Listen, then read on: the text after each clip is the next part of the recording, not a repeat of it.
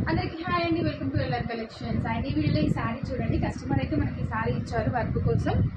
So ఇలా peacocks తోటి. So stitching బయట చేయించుకోమంటే మననే స్టిచ్చింగ్ కూడా చేసి ఇవ్వమన్నారు.